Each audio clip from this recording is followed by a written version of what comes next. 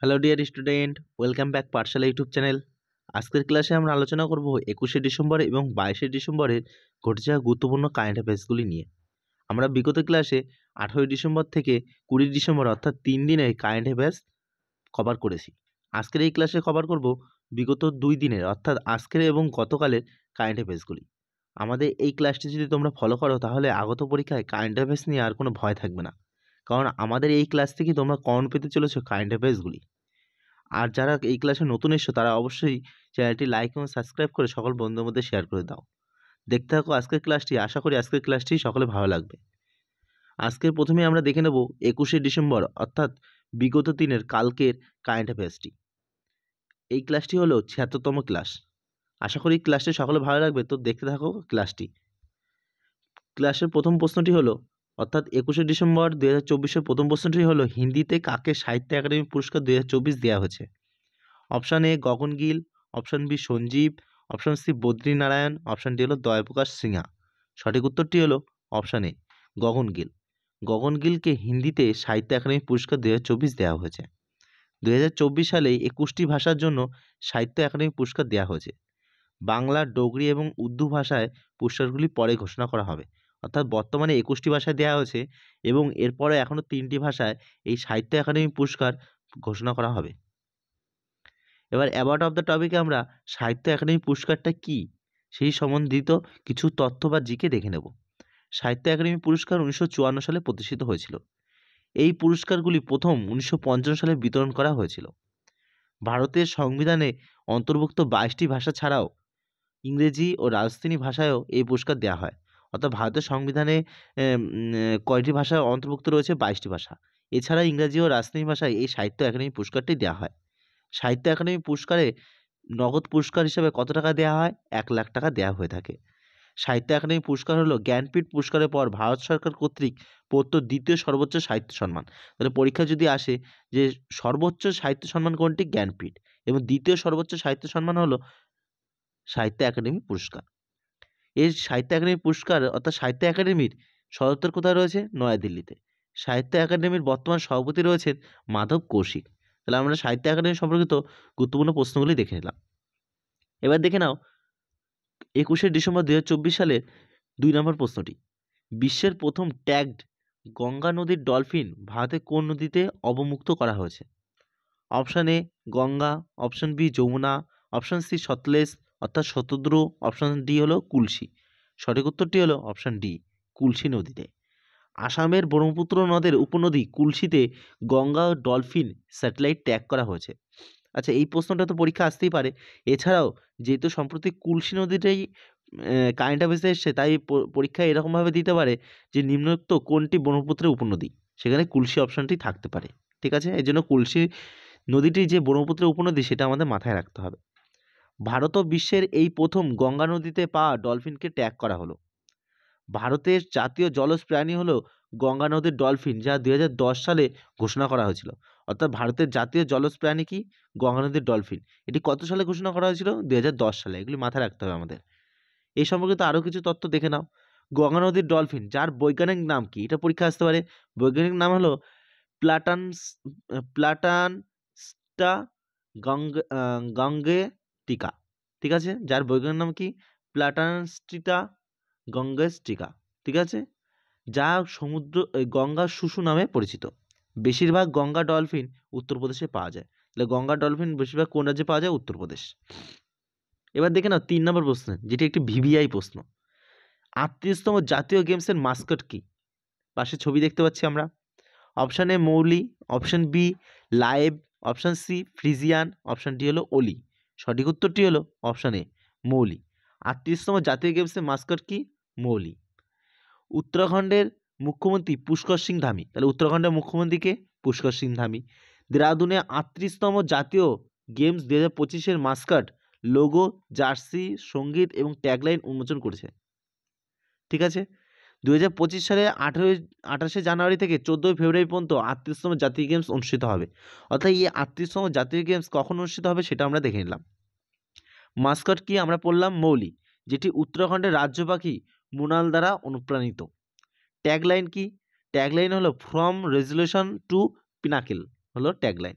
গেমসের সংখ্যা কয়টি আছে এই 38তম জাতীয় গেমসে? গেমসের সংখ্যা হলো 38টি খেলাসহ যোগ ও মল্লখাম্বের মতো ঐতিহ্যবাহী খেলা। অর্থাৎ 38তম জাতীয় গেমসে 38টি খেলাসহ যোগ ও মল্লখাম্বের মতো ঐতিহ্যবাহী খেলা রয়েছে হচ্ছে এই ইভেন্টে। এবার দেখে নাও 4 নম্বর প্রশ্নটি। 4 নম্বর প্রশ্ন হলো, কোন ভারতীয় চলচ্চিত্র 97তম অস্কার পুরস্কার 2025 থেকে বাদ পড়েছে? Option A 12 fail, option B animal, option C Laapataa Ladies, option D হলো শ্যাম বাহাদুর। সঠিক উত্তরটি হলো option C Laapataa Ladies. Laapataa Ladies ভারতীয় চলচ্চিত্রটি 97তম অস্কার পুরস্কার 2025 থেকে বাদ পড়েছে। লাপাতা লেডিস চলচ্চিত্র অস্কার 2025-এ বিদেশি চলচ্চিত্রের বিভাগে ভারতের আনুষ্ঠানিক এন্ট্রি পেয়েছিল। এই ছবির পরিচালক কে? কিরণ রাও। যেহেতু এটি বিদেশি চলচ্চিত্র বিভাগে অস্কার অস্কারের এন্ট্রি পেয়েছিল, তার জন্য এই ছবির পরিচালক কে সেটা একটি গুরুত্বপূর্ণ প্রশ্ন। ঠিক আছে, এর পরিচালক কিরণ রাও এবং সহ-পরিচালক কে? আমির খান। এবার আমরা যেহেতু অস্কার পুরস্কারের কথা এসছে, তাই আমরা অ্যাবাউট অফ দ্য টপিকে অস্কার পুরস্কার সম্পর্কিত কিছু জিকে দেখে নেব। অস্কার পুরস্কার আয়োজক করে কে? যুক্তরাষ্ট্র, অর্থাৎ কে? আমেরিকা যুক্তরাষ্ট্র। অস্কার একাডেমি পুরস্কার নামে পরিচিত, অর্থাৎ এই একাডেমি পুরস্কার কাকে বলে? অস্কার পুরস্কারকে। পুরস্কারটি 24টি বিভাগ নিয়ে গঠিত, যারা ফিল্ম ইন্ডাস্ট্রিতে শৈল্পিক ও প্রযুক্তিগত যোগ্যতার জন্য দেওয়া হয়ে থাকে এই অস্কার পুরস্কারটি। Academy of motion picture arts and science প্রতি বছর এই পুরস্কার প্রদান করে। তাহলে অস্কার পুরস্কার কে প্রদান করে সেটা আমরা দেখে নিলাম। প্রথম একাডেমি পুরস্কার অর্থাৎ অস্কার পুরস্কার ক্যালিফোর্নিয়ায় 1929 সালে অনুষ্ঠিত হয়েছিল। পুরস্কার বিজয়ীদের একটি সোনার মূর্তির একটি কপি দেওয়া হয়। অস্কার পুরস্কার সম্পর্কিত আরও কিছু জিকে দেখে নাও। এমিল জ্যানিনিং ছিলেন প্রথম অভিনেতা যিনি অস্কার পুরস্কার জিতেছিলেন। তাহলে পরীক্ষা যদি আসে প্রথম অস্কার পুরস্কার কে জিতেছিলেন, সেই ক্ষেত্রে সঠিক উত্তর হয়ে যাবে এমিল জ্যানিনিং। টাইটানিক চলচ্চিত্র সবচেয়ে বেশি অস্কার পুরস্কার জিতেছে। তাহলে আজ পর্যন্ত কোন চলচ্চিত্রটি সবচেয়ে বেশি অস্কার পুরস্কার জিতেছে? টাইটানিক। 2009 সালে ভারতীয় সঙ্গীত শিল্পী এ আর রহমান 2টি অস্কার পুরস্কার জিতেছিলেন। তাহলে যদি পরীক্ষা আসে কোন ভারতীয় শিল্পী দুবার অস্কার পুরস্কার জিতেছিলেন? 2009 সালে কি হবে সঠিক উত্তরটি? এ আর রহমান। এবং 1983 সালে ভারতের প্রথম অস্কার পুরস্কার জয়ী হলেন ভানু আথাইয়া। এটি তো পরীক্ষায় এসেছেই। তাহলে আমরা অস্কার পুরস্কার সম্পর্কিত গুরুত্বপূর্ণ জিকেগুলি দেখে নিলাম। এবার আমরা রিটের আপডেটসে অস্কার পুরস্কার 2024-এর কিছু অ্যাওয়ার্ড দেখে নেব। সেরা ছবি কি হয়েছে অস্কার 2024-এ? ওপেনহাইমার। সেরা অভিনেতা কে হয়েছে? অভিনেতা হয়েছে সিলি মার্ফি। চলচ্চিত্র কি? ওপেনহাইমার। এবং সেরা অভিনেত্রী কে হয়েছে? এমা স্টোন। ঠিক আছে, কোন বইয়ের জন্য? পুয়ার থিং এই বইয়ের জন্য সেরা অভিনেত্রী হয়েছেন এমা স্টোন। তাহলে আমরা গুরুত্বপূর্ণ অস্কার পুরস্কার 2024 সম্পর্কিত কারেন্ট অ্যাফেয়ার্সগুলি দেখে নিলাম। এবার দেখে নাও 21শে ডিসেম্বরের পঞ্চম কারেন্ট অ্যাফেয়ার্সের প্রশ্নটি। প্রশ্নটি হলো, ভারতের জাতীয় নিরাপত্তা উপদেষ্টা অজিত দোভাল কোন দেশ সফর করেছেন? Option A America, option B Japan, option C চীন, অপশন ডি হলো বাংলাদেশ। সঠিক উত্তরটি হলো অপশন সি চীন। ভারতের জাতীয় নিরাপত্তা উপদেষ্টা অজিত দোভাল চীনে সফর করেছেন। এবার এই প্রশ্নটি গুরুত্বপূর্ণ কেন? কারণ বিগত 5 বছর পরে ভারত থেকে কোনো মন্ত্রী বলতে পারো বা উপদেষ্টা, ঠিক আছে, চীনে সফর করেছেন। এই জন্য এটি গুরুত্বপূর্ণ একটি প্রশ্ন। 2019 সালে পর এটি কোনো ভারতীয় কর্মকর্তা চীনে প্রথম সফর, অর্থাৎ বিগত 5 বছর পরে ভারতীয় কর্মকর্তা চীনে সফর করেছেন। এর আগে 2019 সালে বিদেশমন্ত্রী জয়শঙ্কর বেইজিং সফর করেছিলেন। এবার অ্যাবাউট অফ দ্য টপিকে এই সম্পর্কিত কিছু গুরুত্বপূর্ণ কারেন্ট অ্যাফেয়ার্স দেখে নাও। নরেন্দ্র মোদী প্রথম ভারতীয় প্রধানমন্ত্রী যিনি 56 বছরে গায়ানা সফর করেছেন। নরেন্দ্র মোদী প্রথম ভারতীয় প্রধানমন্ত্রী যিনি ব্রুনেই সফর করেছেন। 45 বছরে প্রথম ভারতীয় প্রধানমন্ত্রী হিসাবে পোল্যান্ড সফর করেছেন প্রধানমন্ত্রী নরেন্দ্র মোদী। আলজেরিয়া, মৌরিতানিয়া এবং মালাউ সফরকারী প্রথম ভারতীয় রাষ্ট্রপতি হয়েছেন দ্রৌপদী মুর্মু। এবার দেখে না 6 নম্বর কারেন্ট অ্যাফেয়ার্সের প্রশ্ন। কে সিবিআইয়ের ম্যানেজিং ডিরেক্টর হয়েছেন, অর্থাৎ এমডি কে হয়েছেন সিবিআইয়ের? Option A Sanjay Malhotra, option B Raghavendra Joshi, option C Rammohan Rao Amara, option D হলো দীনেশ ভাটিয়া। সঠিক উত্তরটি হলো অপশন সি রামমোহন রাও আমারা সিবিআইয়ের ম্যানেজিং ডিরেক্টর পদে নিয়োগ হয়েছেন। সঞ্জয় মালহোত্রা, তোমরা সবাই কমেন্ট বক্সে কমেন্ট করো সঞ্জয় মালহোত্রা সম্প্রতি কারেন্ট অ্যাফেয়ার্সে পড়ানো হয়েছে, তিনি কিসে নিযুক্ত হয়েছেন? রামমোহন রাও আমারা ৩ বছরের মেয়াদের জন্য এসবিআই এর ব্যবস্থাপনা পরিচালক অর্থাৎ ম্যানেজিং ডিরেক্টর হিসেবে নিযুক্ত করা হয়েছে। এবার সম্প্রতি নিয়োগ সম্পর্কিত কিছু কারেন্ট অ্যাফেয়ার্স দেখে নেব। দীনেশ ভাটিয়াকে ব্রাজিলে ভারতের পরবর্তী রাষ্ট্রদূত হিসেবে নিয়োগ করা হয়েছে। সঞ্জয় মালহোত্রাকে আরবিআই নতুন গভর্নর হিসেবে নিযুক্ত করা হয়েছে। তোমরা কমেন্ট বক্সে কমেন্ট করে দেবে যে সঞ্জয় মালহোত্রাকে আরবিআই নতুন গভর্নর হিসেবে নিযুক্ত করা হয়েছে, তিনি আরবিআইয়ের কততম গভর্নর? ডক্টর জয়তীর্থ রাঘবেন্দ্র যোশীকে ব্রহ্মোস অ্যারোস্পেসের প্রধান হিসেবে নিযুক্ত করা হয়েছে। তাহলে আমরা কিছু সাম্প্রতিক নিয়োগ কারেন্ট অ্যাফেয়ার্সে দেখে নিলাম অ্যাবাউট অফ দ্য টপিকে। এবার দেখে নাও 7 নম্বর প্রশ্নটি। শঙ্কর শর্মা ভারতের কোন দেশের রাষ্ট্রদূত হয়েছেন? Option A Bhutan, option B Nepal, option C Sri Lanka, option D হলো বাংলাদেশ। সঠিক উত্তরটি হলো অপশন বি নেপাল। ভারতের থেকে নেপালের রাষ্ট্রদূত হয়েছেন শঙ্কর শর্মা। এবার দেখো 21শে ডিসেম্বর 2024 সালে শেষ কারেন্ট অ্যাফেয়ার্সের প্রশ্নটি। ফিফা ইন্টারকন্টিনেন্টাল কাপ 2024 যেটি ফুটবলের সাথে যুক্ত, এটি কে জিতেছে? Option A FC Barcelona, option B Liverpool, option C Real Madrid, option D হলো ম্যানচেস্টার ইউনাইটেড। সঠিক উত্তরটি হলো option C Real Madrid. FIFA Intercontinental Cup 2024 Real Madrid জিতেছে। মেক্সিকোর পাচুকাকে 3-0 গোলে হারিয়ে 2024 ফিফা ইন্টারকন্টিনেন্টাল কাপ জিতেছে রিয়াল মাদ্রিদ। কাতারের লুসাইল স্টেডিয়ামে এই ম্যাচটি অনুষ্ঠিত হয়েছে। তাহলে এই যদি বলে ফিফা ইন্টারকন্টিনেন্টাল কাপ 2024 কোথায় অনুষ্ঠিত হয়েছে? কাতারে। এবার আমরা এই ফিফা সম্পর্কিত কিছু গুরুত্বপূর্ণ current affairs about of the টপিকে দেখে নিই। লা লিগা 2024 ভিভিআই প্রশ্ন, লা লিগা 2024 শিরোপা জিতেছে রিয়াল মাদ্রিদ দল। ইন্ডিয়ান সুপার লিগ ভিভিআই প্রশ্ন, ইন্ডিয়ান সুপার লিগ 2024 বিজয়ী দল হলো মুম্বাই সিটি। সন্তোষ ট্রফি 2023-24 জিতেছে সার্ভিসেস দল। ডুরান্ড কাপ 2024 মোহনবাগানকে হারিয়ে নর্থ ইস্ট ইউনাইটেড জিতেছে। তাহলে 4টি কারেন্ট অ্যাফেয়ার্সে কিন্তু গুরুত্বপূর্ণ, সেটিগুলি আমরা অ্যাবাউট অফ দ্য টপিকে দেখে নিলাম। তো এখানেই ছিল 21শে ডিসেম্বর 2024 কারেন্ট অ্যাফেয়ার্সটি। সকলে কেমন লাগলো সেটি কমেন্ট বক্সে কমেন্ট করে জানাবে যে ক্লাসটি কেমন লাগলো। এবার আমরা দেখে নেব আজকের কারেন্ট অ্যাফেয়ার্স, অর্থাৎ 22শে ডিসেম্বর 2024 সালে ঘটে যাওয়া গুরুত্বপূর্ণ কারেন্ট অ্যাফেয়ার্সগুলি। এটি হলো আজকের 77তম ক্লাস।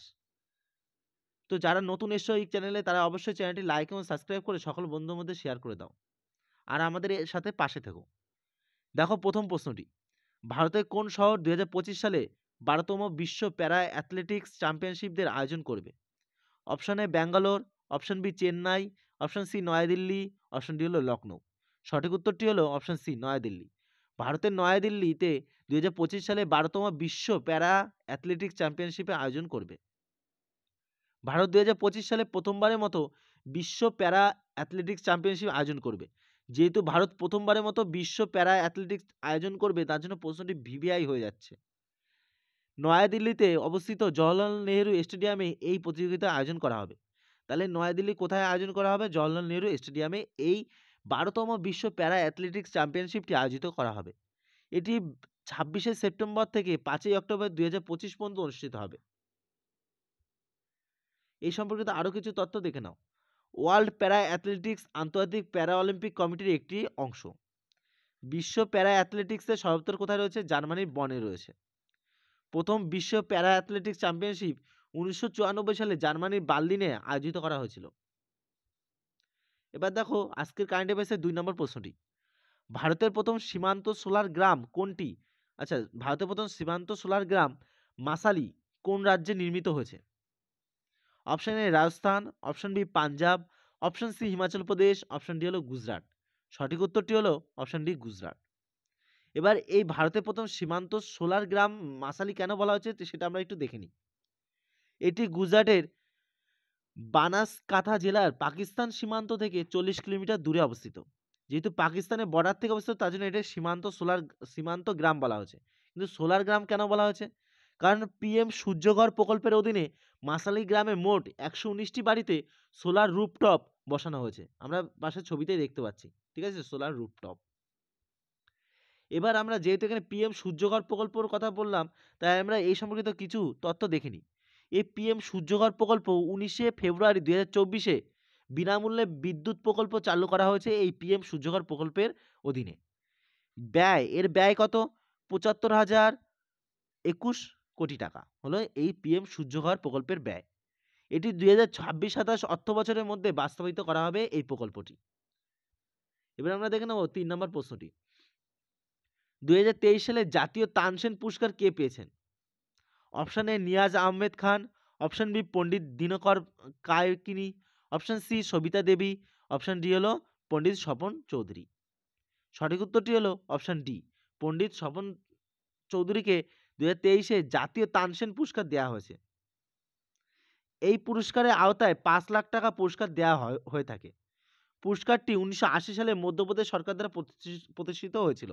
অর্থাৎ জাতীয় তানসেন পুরস্কারে ৫ লক্ষ টাকা দেওয়া হয়ে থাকে এবং কোন রাজ্য এই পুরস্কারটি প্রতিষ্ঠিত করেছিল?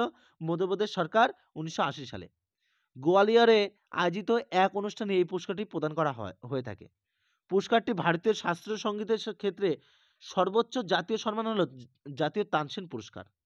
স্বপন চৌধুরীও দুবার গ্র্যামি পুরস্কারের জন্য মনোনীত হয়েছেন। এবার অ্যাবাউট অফ দ্য টপিকে দেখে নাও গুরুত্বপূর্ণ কিছু পুরস্কারের সম্পর্কিত কারেন্ট অ্যাফেয়ার্সগুলি। আমরা গতকালই পড়েছি কিরণ মজুমদার শ জামশেদজি টাটা পুরস্কারটি জিতেছেন। অযোধ্যা রাম মন্দির গ্লোবাল সিকিউরিটি এক্সেলেন্স অ্যাওয়ার্ডটি পেয়েছে। অনিল প্রধান রোহিণী নায়ার পুরস্কারে ভূষিত হয়েছে। মহিলা ও শিশু উন্নয়ন মন্ত্রক পুষ্টি ট্র্যাকারের জন্য ২০২৪-এ গভর্নমেন্টস গোল্ড জিতেছে। তাহলে গুরুত্বপূর্ণ কিছু পুরস্কার কারেন্ট অ্যাফেয়ার্সে দেখে নিলাম। এবার দেখে না পরের গুরুত্বপূর্ণ একটি প্রশ্ন, সেটি হলো খোখো বিশ্বকাপ ২০২৫-এ ব্র্যান্ড অ্যাম্বাসেডর কে হচ্ছেন? Option A Shahrukh Khan, option B MS Dhoni, option C Salman Khan, option D হলো সৌরভ গাঙ্গুলি। আমরা পাশেই ছবিতে দেখতে পাচ্ছি, সঠিক উত্তরটি হয়ে যাবে অপশন সি সালমান খান। খোখো বিশ্বকাপ ২০২৫-এ ব্র্যান্ড অ্যাম্বাসেডর হয়েছেন Salman Khan. Kho kho federation of India অভিনেতা সালমান খানকে ২০২৫ সালের জন্য খোখো বিশ্বকাপের ব্র্যান্ড অ্যাম্বাসেডর হিসাবে নিযুক্ত করেছে। নয়াদিল্লির ইন্দিরা গান্ধী স্টেডিয়ামে ১৩ থেকে ১৯ জানুয়ারি এই টুর্নামেন্টটি অনুষ্ঠিত হয়েছে। প্রথম খোখো বিশ্বকাপে ২৪টি দেশের ২১টি পুরুষ ও ২০টি মহিলা দল অংশগ্রহণ করেছে এই খোখো বিশ্বকাপে। এবার আমরা যেহেতু ব্র্যান্ড অ্যাম্বাসেডর কথা এসছে, তাই অ্যাবাউট অফ দ্য টপিকে কিছু ব্র্যান্ড অ্যাম্বাসেডর দেখে নেব। বন্দর, নৌ পরিবহন ও নৌপথ মন্ত্রণালয়ের ব্র্যান্ড অ্যাম্বাসেডর হয়েছেন মনু ভাকার। তামাক নিয়ন্ত্রণের জন্য ব্র্যান্ড অ্যাম্বাসেডর হয়েছে PV সিন্ধু। স্বামী ইন্ডিয়ার ব্র্যান্ড অ্যাম্বাসেডর হয়েছে ক্যাটরিনা কাইফ। বোটের ব্র্যান্ড অ্যাম্বাসেডর হয়েছে Ranveer Singh. SBI brand ambassador কে হচ্ছেন MS ধোনি। BPCL এর ব্র্যান্ড অ্যাম্বাসেডর হয়েছেন রাহুল দ্রাবিড়। ইনফোসিসের ব্র্যান্ড অ্যাম্বাসেডর হয়েছে ইগা সুইচ ও রাফায়েল নাদাল, দুজনে হলো টেনিস খেলোয়াড়। সোনু সুদকে থাইল্যান্ডের ব্র্যান্ড অ্যাম্বাসেডর এবং ট্যুরিজম কনসালট্যান্ট হিসাবে নিযুক্ত করা হয়েছে থাইল্যান্ডে। অভিনেতা পঙ্কজ ত্রিপাঠী, তাকে মধ্যপ্রদেশের পর্যটনে ব্র্যান্ড অ্যাম্বাসেডর করা হয়েছে অভিনেতা পঙ্কজ ত্রিপাঠীকে। তাহলে গুরুত্বপূর্ণ ব্র্যান্ড অ্যাম্বাসেডরগুলি আমরা অ্যাবাউট অফ দ্য টপিকে দেখে নিলাম। এবার দেখে নেব আজকের কারেন্ট অ্যাফেয়ার্সের ৫ নম্বর প্রশ্ন। কত ঘন্টায় স্পেস ওয়াক করে নতুন বিশ্ব রেকর্ড গড়েছেন চীনের মহাকাশচারীরা? অপশন এ ১০ ঘন্টা, অপশন বি ৯ ঘন্টা, অপশন সি ১৫ ঘন্টা, অপশন ডি হলো ১২ ঘন্টা। সঠিক উত্তরটি হলো অপশন বি ৯ ঘন্টা। ৯ ঘন্টায় স্পেস ওয়াক করে নতুন বিশ্ব রেকর্ড গড়েছে চীনের মহাকাশচারীরা। চীনের মহাকাশচারী যারা মহাকাশ বুক করেছেন তারা হলো কে জুজে এবং সং লিংডং। অর্থাৎ এই দুজন চীনের তিয়ানগং মহাকাশ স্টেশনে স্পেস ওয়াক করেছেন। এবার অ্যাবাউট অফ দ্য টপিকে এই গুরুত্বপূর্ণ কিছু কারেন্ট অ্যাফেয়ার্স এই সম্পর্কিত দেখে নাও। ভারতের প্রথম মহাকাশ ল্যাব হায়দ্রাবাদে স্থাপন করা হয়েছে। সম্প্রতি ভারতের প্রতিরক্ষা মহাকাশ সংস্থা প্রথম মহাকাশ প্রতিরক্ষা অনুশীলন স্পেস এক্সারসাইজ ২০২৪ আয়োজন করেছে। ভারত ইউরোপীয় মহাকাশের উৎক্ষেপণ করেছে এজেন্সি প্রোবা ৩ মিশন। অর্থাৎ ইউরোপীয় ইউনিয়নের প্রোবা ৩ মিশনটি ভারত উৎক্ষেপণ করেছে। ইসরো লেহে এনালগ স্পেস মিশন চালু করেছে। তাহলে গুরুত্বপূর্ণ কারেন্ট অ্যাফেয়ার্সগুলি দেখে নিলাম আমরা অ্যাবাউট অফ দ্য টপিকে। আমাদের এই ক্লাসটি যদি ভালো লাগে তাহলে অবশ্যই একটা লাইক এবং সাবস্ক্রাইব করে দিও এবং সকল বন্ধুর মধ্যে শেয়ার করে দিও, তাহলে আমাদের একটু উপকার হয়ে যায়। এবার দেখো ৬ নম্বর প্রশ্নটি, কোন টাইগার রিজার্ভে বিশেষ পুলিশ বাহিনী নিয়োগ করা হয়েছে? Option A Nagarjun Srisailam tiger reserve, option B Indravati tiger reserve, option C Palamau tiger reserve, option D হলো শিমলিপাল টাইগার রিজার্ভ। সঠিক উত্তরটি হলো option D, Simlipal tiger reserve. Simlipal tiger রিজার্ভে বিশেষ পুলিশ বাহিনী নিয়োগ করা হয়েছে। এই বিশেষ পুলিশ বাহিনী রিজার্ভের মধ্যে নিরাপত্তা বাড়াতে বিদ্যমান বন বিভাগের কর্মীদের সাথে ঘনিষ্ঠভাবে কাজ করবে এই বিশেষ পুলিশ বাহিনী। শিমলিপাল টাইগার রিজার্ভ উড়িষ্যার ময়ূরভঞ্জ জেলায় অবস্থিত। এবার আমরা অ্যাবাউট অফ দ্য টপিকে গুরুত্বপূর্ণ কিছু তথ্য দেখে নেব। মধ্যপ্রদেশের রাতাপানি বন্যপ্রাণী অভয়ারণ্যকে ভারতের ৫৭তম বাঘ সংরক্ষণাগার হিসাবে ঘোষণা করা হয়েছে। এটা কিন্তু গুরুত্বপূর্ণ একটি প্রশ্ন, এটি পরীক্ষা আসবেই। ছত্তিশগড়ের গুরু ঘাসিদাস তামর পিংলা টাইগার রিজার্ভ হলো দেশের ৫৬তম বাঘ সংরক্ষণাগার। এবং দেশের ৫৫তম টাইগার রিজার্ভ কোনটি? রাজস্থানের ধোলপুর কৌরলি টাইগার রিজার্ভ। তাহলে বর্তমানে ভারতে বাঘ সংরক্ষণের সংখ্যা কয়টি? ৫৭টি। এবং সর্বশেষ হয়েছে রাতাপানি, মধ্যপ্রদেশের রাতাপানি বন্যপ্রাণী অভয়ারণ্য। ভারতের প্রথম টাইগার রিজার্ভ কোনটি? জিম করবেট এটি পরীক্ষা দিয়েছে, যাকে ১লা এপ্রিল ১৯৭৩ সালে টাইগার রিজার্ভ বলে ঘোষণা করা হয়েছিল। কৈলাস শৃঙ্খলা ভারতের টাইগার ম্যান নামেও পরিচিত। তাহলে আমরা গুরুত্বপূর্ণ কিছু তথ্য অ্যাবাউট অফ দ্য টপিকে দেখে নিলাম। এবার দেখে নেব আজকের কারেন্ট অ্যাফেয়ার্সের ৭ নম্বর প্রশ্নটি। Bring it on the incredible story of my life এটি কার লেখা? Option A Sachin Tendulkar, option B Rahul Dravid, option C Deepa Malik, option D হলো MS ধোনি। সঠিক উত্তরটি হলো অপশন সি, দীপা মালিক। দীপা মালিকের লেখা bring it on the incredible story of my life. Deepa Malik হলেন প্রথম ভারতীয় প্যারাপ্লেজিক মহিলা সাঁতারু, বাইকার এবং গাড়ি র্যালিস্ট। স্মৃতিকথাটি অর্থাৎ এই বইটিতে ভারতীয় নেতৃস্থানীয় প্যারা অ্যাথলেটিক হিসাবে দীপা মালিকের যাত্রার বর্ণনা করে। অর্থাৎ দীপা মালিকের প্যারা অ্যাথলেটিক্সে কীভাবে যাত্রা করেছেন, ঠিক আছে, সেটিই বলা হয়েছে এই বইটিতে। তিনি ২০১৬ সালে রিও প্যারা অলিম্পিকে রৌপ্য পদকটি জিতেছিলেন। এবার দেখো আজকের কারেন্ট অ্যাফেয়ার্সের শেষ প্রশ্নটি। কেন্দ্রীয় সরকার কখন গুড গভর্নমেন্টস উইক উদযাপন করেছে? অপশন এ ১৮ থেকে ২৪শে ডিসেম্বর, অপশন বি ১৭ টু ২৪শে ডিসেম্বর, অপশন সি ১৫ থেকে ২৪শে ডিসেম্বর, অপশন ডি হলো ১৯ থেকে ২৪শে ডিসেম্বর। সঠিক উত্তরটি হলো অপশন ডি, ১৯ থেকে ২৪শে ডিসেম্বর কেন্দ্রীয় সরকার গুড গভর্নেন্স উইক উদযাপন করেছে। প্রতি বছর ২৫শে ডিসেম্বর ভারতে গুড গভর্নেন্স দিবস পালন করা হয়ে থাকে। প্রাক্তন প্রধানমন্ত্রী অটল বিহারী বাজপেয়ীর জন্মবার্ষিকীতে গুড গভর্নেন্স দিবসটি পালিত হয়। তাহলে পরীক্ষা দিতে পারে গুড গভর্নেন্স দিবসটি কোন প্রধানমন্ত্রীর জন্মবার্ষিকী পালিত হয়ে থাকে, বা কার জন্মবার্ষিকী পালিত হয়ে থাকে? সঠিক উত্তরটি হয়ে যাবে প্রাক্তন প্রধানমন্ত্রী অটল বিহারী বাজপেয়ীর জন্মবার্ষিকী পালিত হয়ে থাকে। তো ডিয়ার স্টুডেন্ট, এই ছিল আজকে কারেন্ট অ্যাফেয়ার্সের ক্লাসটি কেমন লাগলো সেটি সবাই কমেন্ট বক্সে কমেন্ট করে জানিও। আর সকলকে ধন্যবাদ ক্লাসটি সম্পূর্ণ দেখার জন্য।